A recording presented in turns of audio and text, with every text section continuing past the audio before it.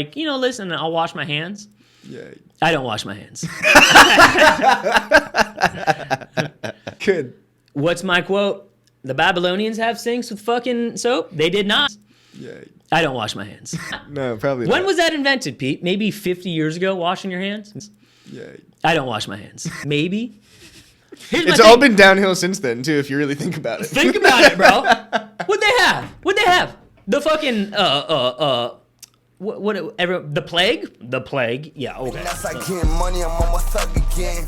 Trying to stack a little dog, trying to catch a win. And next time I drop a coupe, it's gonna be a twin turbo. Always been a G, but I ain't never been a herb though. Way I'm switching lanes, they should call a nigga swervo. Hey guys, welcome back to the Millennial Mentality Podcast. I'm your host, Nick Agnelli, here with my co-host, Peter Price. Yep. And this is a boys-only episode. Another one. Thank you guys for watching, listening, viewing, and subscribing. Continue to tell your family and friends about us. That's kind of our fee for the show. We don't ask much. Just if you get anything out of our episodes, kind of spread the word, tell a friend, tell someone you think it would affect or make someone laugh, coworker, everything. It would mean the world. Or if you want to make fun of us, that's fine too. That's too. As long as you share it. We'll take it. So, guys, thanks again. If you could share our content, it would be amazing. With that YouTube, subscribe and hit that notification, guys, so you know every time we post. We've been posting a lot of shorts on them, which is almost clips, like TikTok clips on our YouTube. But yeah, we're just trying to grow. So thank you. Tell us if you like that. End of the episode today, we're gonna put a little bit more structure to it as far as kind of our points and what we wanted to go through, just to kind of clear our heads and make sure our vision is great. Sometimes we get a little lost in the sauce. A little lost. So a little bit more structure, but we kind of just wanted to have a few points, some lighter, some more heavy, that we've been kind of kicking around. So. And yeah, I guess we'd love to have some feedback too on like how you feel about the content. We've obviously been doing more boys only episodes lately, which we definitely enjoy a lot. Yeah. So let us know if you like that or you prefer to see us with the guests. And as far as like, the content itself, obviously we've kind of been on a roll of, our good habits and routines and wanting to like share that with you guys. And so let us know if you're into that or, what direction you want to see and what you want to hear from us. Because we're doing it for you guys. One last point. We find a lot that we say all these guests, we have these podcasts with these guests, and we have snippets of our story throughout our personal stories, but we never really get the full backstory because we don't have 3 hours to talk. When this comes out, at that point, we did go on the local podcast MSCS Media with Tommy. And it was amazing. Great guy. We learned a lot. We laughed. We had serious conversations, but we really dove in one whole discussion into Pete and I's past. 3 hours, bro. 3 hours. And thank you for Tommy. Thank you to Rob. Thank you to the MSCS Media Project. They're amazing guys. Give them a like and subscribe to them as well. Mm-hmm. But if you do want kind of the whole story behind me and Pete, or you're a recent listener and you didn't really get the whole backstory, it's going to be there. So it's basically a 3-hour episode with us chopping it up about life. Yeah, that's fun. So that's that. That's going to be out when you guys get this. First talking point today I wanted to talk about is identity. I picked up this book, Ed Mylett. I would say I got like 3 mentors when it comes to like personal development space, and Ed Mylett's one of them. I just find a lot of my quality, or what I think would be qualities within myself, in the way he talks. So he just put out a book called One More, or The Power of One More, and a lot of the book is about identity. He makes the comparison to identity being basically your thermostat of life, right? And basically, whether anything is going on in your personal life or in the external or anything like that, your identity is always going to regulate the temperature in your life. It's like, it could be 95 degrees outside, but if you set your thermostat to 72, the house is going to be 72 because that's what it's regulated at. So in life, if the higher you go is the better you're doing, if you jump your identity from a 72 to a 76, everything around you picks up, and all your standards pick up with that. So your like environment. Exactly. So like to my comparison, I would say I had a low temperature identity a year ago, and in the past 6 months, I've worked to kind of raise that temperature of my identity, and everything around me has been affected. So identity is amazing, guys. When you think about your identity and what you change with your daily habits, that's ultimately who you are. And your identity works through what he talks about, which is the RAS, which is the reticular activating system. You ever bought a new car and you start driving in that new car, and automatically when you're driving on the road, you see all these same cars pass you by? Yes. They were always there before, but you never recognized them, right? Because now you have USB-C. Correct. Fuck USB-C. But that's now the filter in your life. You know, you see all these cars drive by, or you know, maybe say someone with the same job as you when you're out at a bar and you hear like, ooh, I'm a construction guy. You like turn because that's the internal filter. So the RAS is ultimately the filter within your life that cultivates your identity, because it's basically what you're accepting and what you're looking at, you know. He uses that car analogy, but like say you're on a diet and now your identity is to eat healthy food. If you go to a buffet, you're only going to be looking for the green beans, the chicken, the rice, the this, that. The pizza and the bullshit automatically is filtered out. Mm-hmm. So that is the regulation on your life, and that's ultimately your identity. Also, with an identity shift compared to a challenge or a diet, when your identity changes and the standards in your life change, I made a post about it yesterday. I'd finished 75 hard, but I said this time around, it wasn't a challenge for me. It was an identity shift. And with that, what I'm saying is like, no longer is it a question of I'm going to the gym. It's I'm going to the gym. No longer is it a question of, me eating right. It's just me eating right. And I stopped thinking about it. You stop questioning these things because they're simply like you. It's like your DNA, your blood. So it was cool because I finished 75 hard, and automatically the next morning I woke up with this identity shift of, I know it's the first day I could have off in 75 days to rest and do nothing, but I wanted to go to the gym, so I went to the gym, Yeah.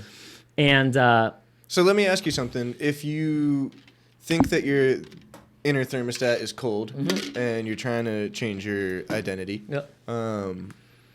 short of doing 75 hard, what do you think the steps are to start moving in the right direction? So identity is ultimately self-trust, and the way you build self-trust is by keeping to your word, to your point last week. So when you say you're going to do something and then you actually follow through on it and do it, I'm not eating carbs today, or I'm not eating this today, or, I'm working out twice today, or I'm going to call 30 cold calls today compared to 10, right? And you raise that, and you say you're going to do that, and then you do it. Ultimately, you start to trust yourself, and you're like, you no longer question anything to compare it to the bitch and the boss voice. The bitch voice goes away. It's ultimately all of that, but it's just backing up on this stuff you say you're going to do and finishing them. Holding yourself accountable. Correct. And when you start to build that self-trust, in your identity shifts over time. That's why like a 75 soft is great, because if you just put little things like I'm going to make my bed today, and then you do it.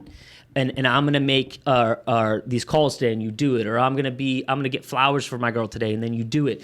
Your word has value, and you're building that muscle. And you're building that muscle, and not even value to you, the value to the world. So when you say you're gonna do something, and people are like, "Yeah, he's probably gonna do it," sick. People notice that shit too. 100%, and that's why I know like my posts about me doing stuff have more validity now, because people are like, "Oh, they've seen the follow through." Correct. So. It's adjusting your temperature, guys. It's doing the hard things and then backing it up and doing it. Doing the things that aren't in your typical, schedule daily, and that's creating new habits ultimately. And it's the filter of your life. It's accepting. If you're a great partner to your wife or husband or girlfriend or boyfriend, and that's your standard, you're going to remain that. You're not going to dip from that, because that's your identity as a partner. So I would recommend you gain this identity shift and this confidence through just doing the things you're going to do, and start slow. Start by, I'm writing a gratitude list tomorrow, and that's it. Start by making your bed. Start by a consistent little morning routine. Do that, gain trust in yourself with that, and then start to take bigger steps. But with that confidence, you're going to follow through on it. So that's what I would say. Well said. What you got, Pete? Something I was thinking about, again, from being on MSCS and talking about our stories, and talking about my journey through the restaurant world and the hospitality business, and starting managing Cucina when I was 19.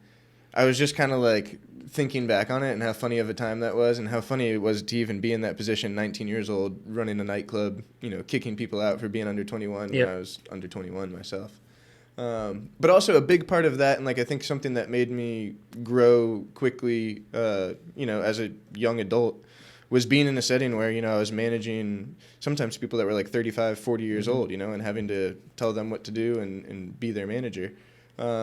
It was a weird situation to be in, but also it forced me to kind of adapt and figure out, how do I establish respect in this setting, And I thought it was something that probably we would have a good conversation about, because, you being in your position, you know, you're a young business owner in construction. I'm sure some of your employees are probably double your age. Correct. So I wanted to hear your insight, but I mean, it kind of almost ties into the point we were just saying of like doing the things you say you're going to do. That was almost going to be my point of like how I got through, you know, that point of my employment and gaining respect in that setting.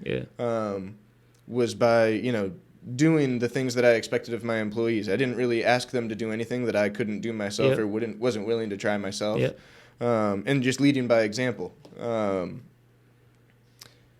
it sort of goes back to, you know, following through and doing the things that you say you're going to do. But I'm curious to hear your take on that as well. So just like personal identity, guys, you have a professional identity. And that's what your coworkers see or the people who work for you see. And it's a standard you set in a professional sense of these are my expectations. This is who I am, and I deliver or I don't deliver on those. If you say in a professional setting, I'm going to do X, Y, Z tonight, and then you don't follow through on them, your subordinates or your people who work for you or coworkers are like, well, he's full of shit. And that happens all the time in professional settings. You know, I'm going to get you this bid by X, or I'm going to do that, or I'm going to clean the bar down tonight, and then you just don't, or you don't do it to quality. And when you're as a boss figure or anything like that, you have to set this identity and this culture of this is how we work. You set the standard for everything, and then it trickles down all the way down to your bar backs and your security guys and everywhere of this standard. And so that's what I would say prompted me to get respect from my guys who give me the you're younger than my son all the time. You know, and it's interesting because we've had a lot of the same subcontractors for a while. So they were with me 6 years ago when I was digging the ditches, when I was doing the labor, and I didn't know anything. And they've kind of seen me grow. So they have respect for that because they know that how hard I've worked. But it was a shift when I showed up one day from the dirty T-shirt to the button-down shirt, you know, and you could tell they were kind of taken back by it. I think that's an important point too, is, you know, when you're in that, I came from having done every position in the restaurant prior to managing. You know, it's not like I just got put in a management position. I had worked my way up through every position. So that being said, I kind of was pretty well versed in each area of the restaurant, you know, so I was pretty educated on how to handle most situations and how to do most jobs. And I think that's important too, is like educate, if you have employees, educating yourself on what it is that you're asking of those employees and pretty much being able to do what you expect your employees to do. Here's the thing. As a boss figure, all you're going to get all day is questions. Questions, putting out fires, bullshit. It's really not great stuff you get delivered as a boss. And you have to have this problem-solving ability, but you have to have the knowledge of everything. And that's how you gain respect. When my guys come to me and they have a question, I know the question like the back of my hand. I know these blueprints like the back of my fucking hand, you know, and I know everything down to the measurements, down to the square footage, down to the wall type, down to everything. You want to gain respect for people? There's no way as a boss they could say, yeah, he's a young, arrogant asshole, but the kid knows what the fuck he's talking about. You know, I'll take that all day. And to play the opposite side of the coin too, because obviously me as a 19-year-old manager, I was good at like every position that I had held at the restaurant, but I can't say like I'm an expert on I was in a brand new restaurant that I had never worked in before, so I didn't know how the systems worked at Kachina because I had just done every position at Bradley's. So obviously from Bradley's to Kachina, things were fucking different. So in that position, I was big on if I didn't know how to do something, I didn't pretend like I did. I asked questions to the people who had been there for a long time that did know what they were doing. So to you know, give them the respect that they sort of deserved, because obviously they had been in this position, they know how to handle it, and saying, how would you handle this, or how do we usually do this here? I did that for probably the first week or two, asked a lot of questions, and just said, how do you guys normally do things here?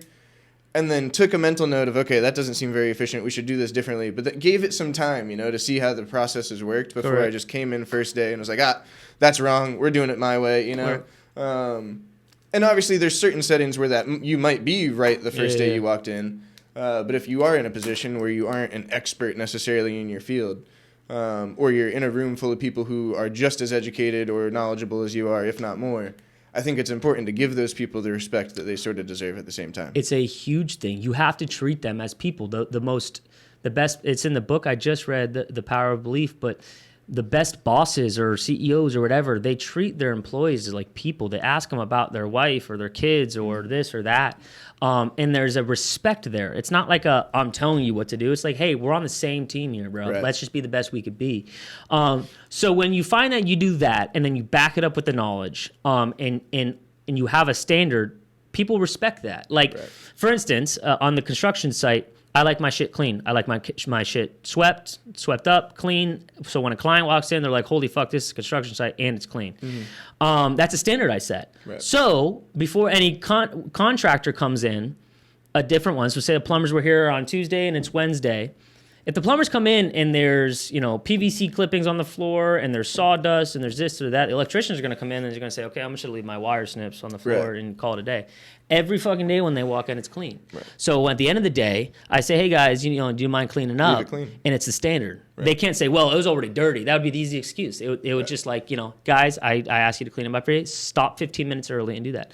To the second thing, this isn't narcissistic, but in the past 2 years, I've signed $3 million worth of contracts as a 25, 26, and 27-year-old kid, or almost 27-year-old kid, to people double and a half my age. They're retired. They're in a different tax bracket. They're awesome people, but they've had a lot of life experience. And they're signing a contract to a kid who I work alongside my dad. They know my dad's a part of it. But in the end of the day, they're handing me the check and me the contract. And the way you get their respect and you sell something is by knowing something on the back of your hand. If you're at a bar and you're like a questionable drink, like, hey, like I'm thinking about getting a White Russian or, something like that. Like, what is that? And the bartender goes, it's an amazing cocktail with this liqueur and this, and you put it all together. Right off the top of your head, you're getting that sale. You're absolutely getting it. But if you're like, let me check, and I don't know, I never get that ordered, and you're unconfident about it, they're not going to order a White Russian. Right. And say that's a premium drink. They shouldn't order a White Russian. Correct, and they're trash. That's the only like specialty cocktail I could think of. I was going to say like screwdriver, but come on. No offense. You know what a screwdriver is? Vodka orange? Yeah. Come on. It's just stupid that that's a thing, Why do you need a name for that? Yeah. It's kind of cool. I guess. You're a douchebag if you order screwdrivers. The worst people are like the guys that go to the bar and order like a vodka soda, but they call it like a, like that's how I feel about a screwdriver. Why don't you just say vodka? No offense to people who do, whatever. Yes. But yeah, guys, that's how I gain my respect. Ultimately, it's a weird position and step to take and put yourself in. And you're gonna get the weird looks and you're gonna get the comments. It's gonna be uncomfortable for a little bit, but that's like where you get your most growth, putting yourself in uncomfortable situations. And ultimately, over a long period of time, people can't respect you if you know what the fuck you're talking about. Period. Yeah, right. They could hate on your personality, but they can't not respect you in a professional sense if you know what you're doing. So that was that. Something I just thought of when you went to the bathroom was when you're in a guest of a house, right, and you're in their bathroom, do you find that you're observing everything? Yeah, I was actually very observant of the decor just now this time. I've been in that bathroom a million times. Yeah. For some reason, I was very observant of the decor this time.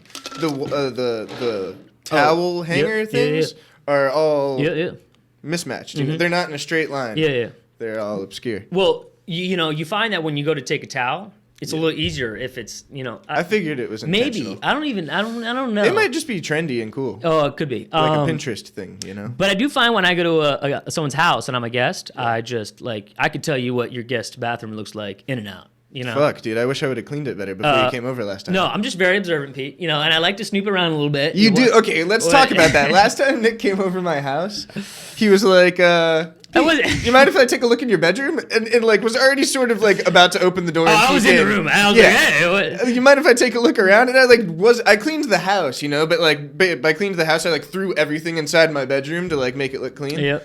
And naturally, I'm a pretty clean person, dude. I've got a little bit of OCD. Yeah. But you caught me slipping, And Nick had no problem walking right in and just being like, hey, you mind if I snoop around your bedroom? Walk to my closet, my bathroom, I like to know what's going on around me. What's behind this door? And it was Narnia. No, it wasn't horrible. It scarred me. Just know I clean my house thoroughly every day now, just in case Nick pops up and it's just like, hey, just checking in. And the last 2 times I have it over, Pete's ironically started cleaning. When I, Well, yeah, dude, I'm not going to. He was dusting the wall last time. Yeah. And I'm like, dude, is there dust on you? It was just crazy thing. But, listen. I'm not letting you judge me, bro. I would say it was a medium burger. Don't think I didn't notice you were folding laundry as I walked in here just trying to flex on me that you fold your laundry, bro. Listen, I could have caught him maybe I'm not saying it was bad. It was just a bad day. Maybe he was lacking that day or didn't think I was going to snoop around that day. I hadn't started my 75 soft yet. Yeah. I was a different man that day. Yeah, that's true. So, listen, no judgment, I had a different identity. My internal temperature was cold that day. Cold. But now I got the windows open and shit. It's hot. And then I don't mind people snooping around my house too. Yeah, maybe. I wouldn't know. invade your privacy like that. Have you ever stepped in my room before? The one time you brought me in your closet to get a funny shirt. Yeah, it was. I didn't really look. I intentionally don't like. I'm gonna leave a vibrator on the fucking nightstand, Pete. Almost one time. My mom was coming over. That was an awkward situation. But not joking.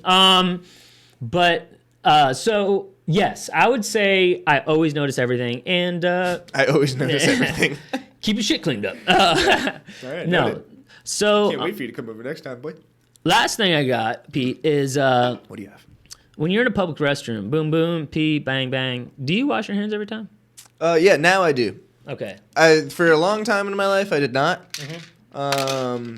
Something happened. I can't really think of what, like, I don't know why. What? But What do you mean at something some point happened? in my life recently, Was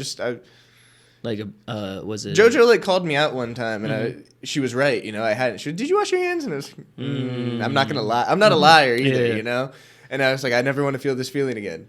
No, see, I'm not a liar either, but I would be like, nah, didn't, you know? Yeah, right. Hey, listen, bro. Listen. Here's my thing. I almost think it's more clean.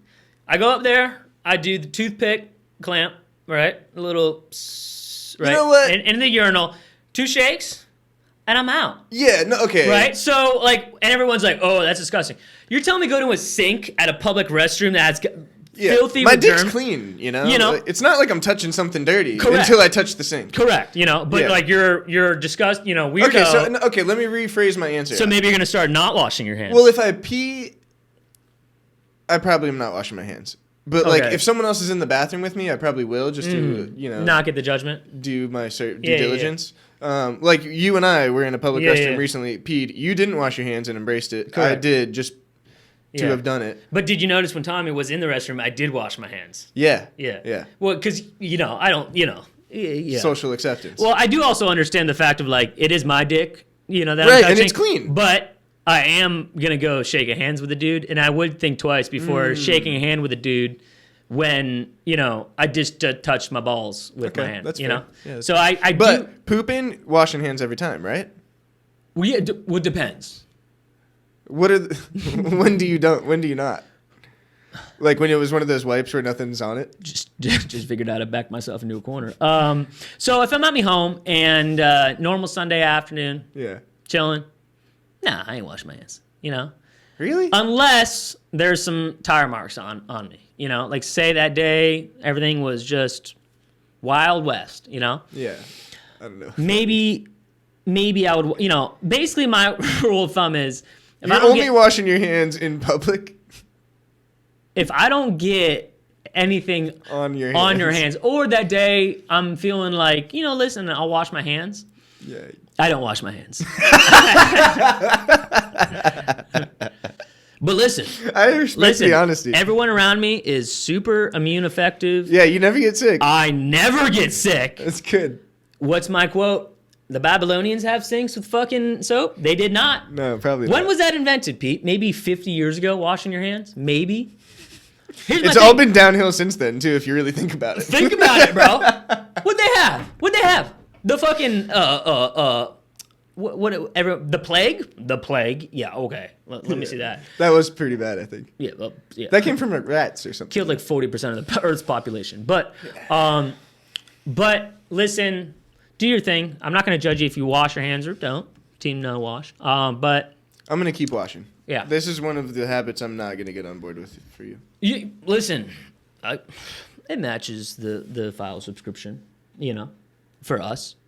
I would say people who looked at us, they would say he probably washes his hands and he probably doesn't. Fair enough. But that doesn't make me really, that's not a, you know. It's not a fault. No, Yeah, I am me. All right, guys, I think that is it for today.